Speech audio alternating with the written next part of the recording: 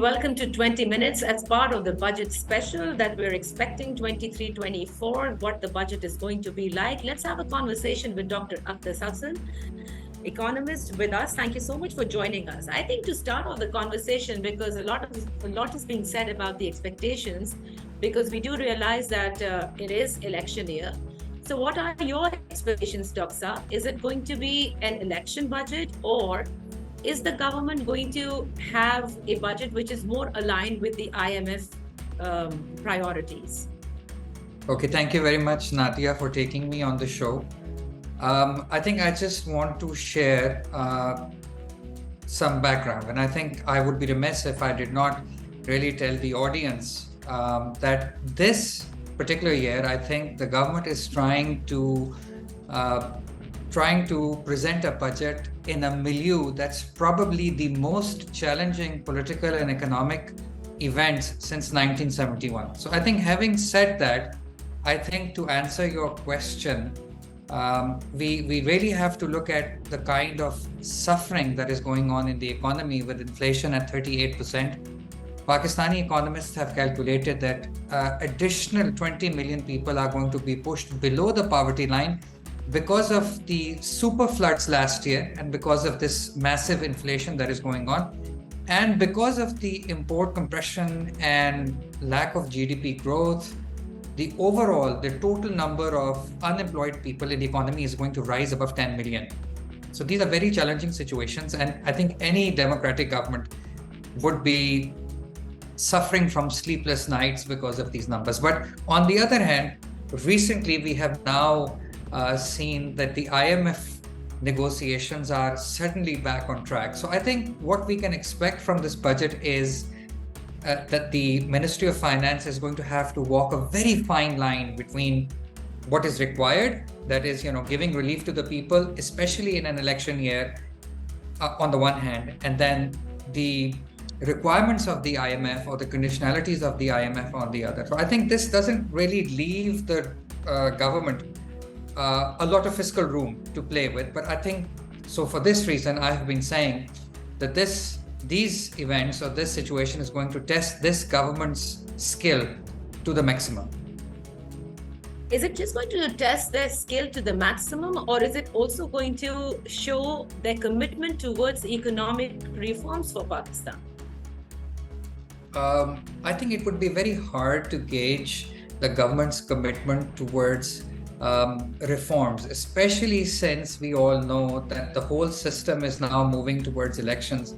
And I think this is really not the time when a government is going to come up with any kind of reforms, be they political reforms or economic reforms, because they simply don't have the mandate, and the mandate is expiring. So I think the new government which comes in after elections this year, I think they are going to be in a position to institute reforms without which you cannot put Pakistan's economy on a sustainable trajectory.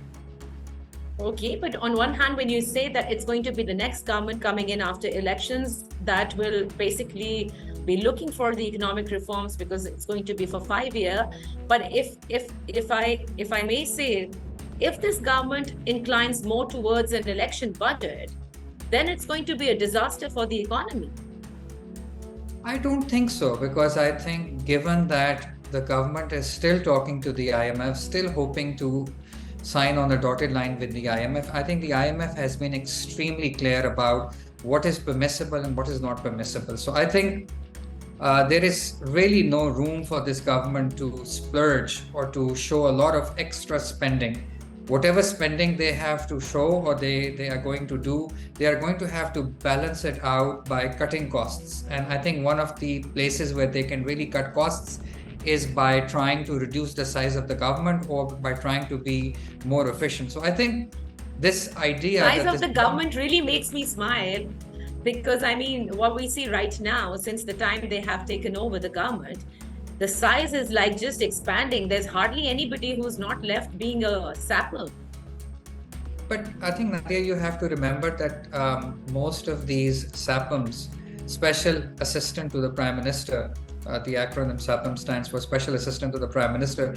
It's a rank equivalent to a cabinet member. Most of these members do not draw a salary, and they don't really head departments. So I think what they cost the exchequer in terms of actual amount, I think it's unclear. So I think so. The impact of that is really not clear to me, at least.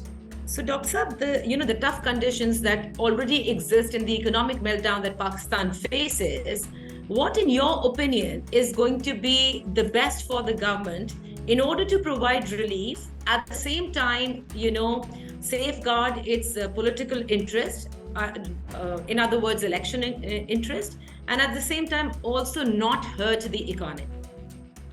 Okay, so I think that's a great question, because I think that is exactly what is required right now. I think, as far as I'm concerned, I think my position, Nadia, has been very, very clear from day one, and that is that we must provide more money to the most deserving segments of Pakistani society, which is, the poor people, which are suffering the most because of this once in a generation, the highest inflation this country has ever faced at 38%. I think it's one of the highest inflations in the world. And we can talk about that in a little bit, as to why that is happening. But I think in this given scenario, the government has to provide relief to clients of Benazir Income Support Program, subsidies, or how should I say, some kind of payments have to be given, or handouts have to be cash, transfers have to be done, but they can only be done in a targeted fashion, which means that the government should try to make the qualifying mechanism for Benazir Income Support Program more watertight, so that there are no people getting Benazir Income Support Program assistance when they don't deserve to get that assistance. So I think that's one of the major ways in which the government can go about addressing this problem of galloping poverty, unemployment, and what have you. Now, that leaves a very big $6 million question on the table, and that is, the lack of economic growth, without which you are really not going to be able to bring your debt to GDP ratio down and to create jobs, which are so desperately required in Pakistan. Because I would like to remind your audience that Pakistan is a very young country. The median age in Pakistan is 20.2 years, which means that a full 50% of Pakistan's population, almost 120 million people, are below the age of 20. And what this means is that this economy, this society is really looking to generate, or to is really looking towards having more jobs. I think one way in which this could be done in these very trying times is to focus on PSDP, which is, Public Sector Development Program, because if the government decides to invest or enhance the allocation to infrastructure, that is not only going to spur economic growth, but that is also going to bring about job creation. And the final impact of all the investment made for the Public Sector Development Program is not just going to be the amount that is allocated, but a multiplier of that amount. So I think these are some of the ways in which the government, in these very tight and trying times, can try to address the fundamental problems that Pakistani people are facing in terms of having negligible growth, lack of job creation, galloping poverty, and inflation. So galloping poverty, the inflation that you've been talking about, for me, this past year, and now we're just closing up to presenting the budget again, there's nothing that was done to the elite economy. For me, it was just the way it was. Look at the population in Pakistan, the way they are suffering. Look at the middle class, the lower middle class, people, below the poverty line. They seem to be increasing, but there was not much done to this elite economy, and I'm not even expecting something will be done. I think that's a fair assessment on your part. I would just like to take us back a few months and remind all of us that most of the time in Pakistan, in the last 1 year plus, has been spent on taking stock of the never-ending story, which is the political crisis in Pakistan. And I think whenever there is a political crisis of such huge proportion that we have just witnessed, I think two things happen. Number one, policymakers lose focus on the economy because they're simply focused on trying to ride out the political storm. And the second thing that happens is that even when they know the tough decisions that they have to take in order to stabilize the economy, they're extremely leery and worried about, very reluctant to take those tough decisions, because those tough economic decisions always come with political costs. And for this reason, sometimes you see in the midst of crises, in the midst of political crisis, you see economies suffering. And these are two reasons why whenever there is a political crisis in any political system, you see the economic implications of that. And so we have been witnessing some of the economic implications of the massive political crisis that Pakistan has suffered in the last 1 year plus. There's been a lot of discussion, Dr. Saab, that, if we keep on continuing like this, we'd always be asking for the international lender to lend us money. With $25 billion of payment a year for the next 3 years, Pakistan needs to get into the IMF program. You aptly said that, 30th June, we're still waiting, that probably there will be some kind of a ninth review.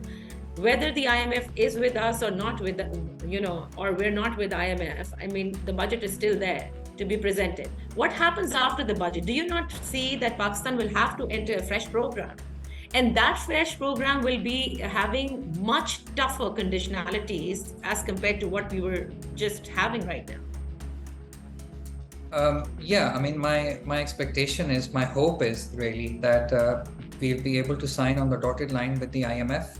That is going, by clubbing the 9th and the 10th review, that is going to make another $2.5 to $3 billion available to Pakistan. But it's not only going to be the amount that the IMF is going to give you.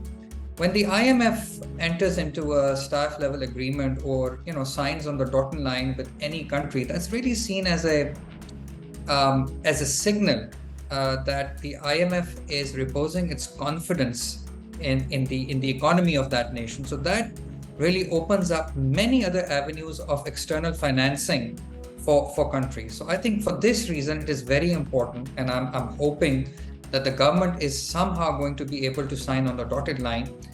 So if that is done, I think then the government is probably going to call elections, and new government is going to take oath within 60 days. So within 60 days, there are going to be elections, and the new government is going to be in business in about, I would say, 70 to 75 days. And I think it's really going to be up to them to then enter into negotiations, like you said, with the IMF for another program. And I think if this government is able to sign on the dotted line with the IMF, the elections take place, there is a new government. And by the new government, I don't necessarily mean another political party or a new political party. It's just the government that comes after the elections. If we have that in place in 75 days, once the government dissolves the assembly, I think Pakistani policymakers should be able to deal with the very severe economic challenges facing this economy.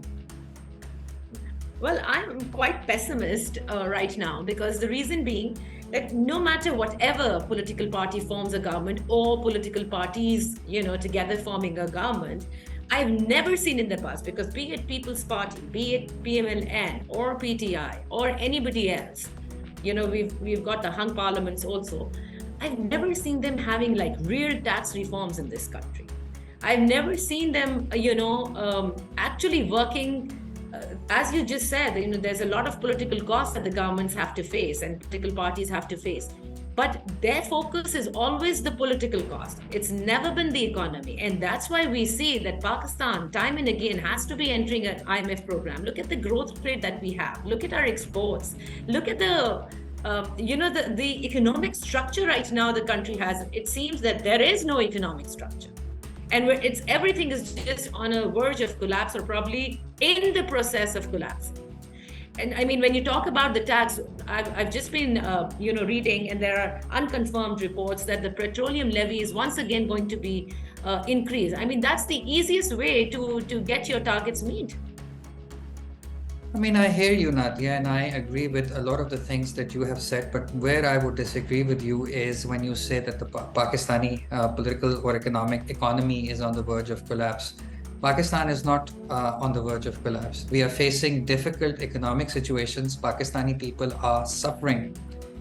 But Pakistan has, dealt with some very testing and trying times in the past. And I have full confidence in the ability of the Pakistani people and the Pakistani leadership to, take us out of this crisis. Having said this, I think it's going to be a very, very difficult task. And I would just like to give you one statistic. Look, we are generating exports upwards of $30+ billion. We are also getting remittances of upwards of $30+ billion. And this is after the fact that this currency has gone through a massive depreciation against the US dollar in the last 1 year. Still, we are generating 60 to 65 billion worth of revenue. Countries that generate 60 to 65 billion worth of revenue,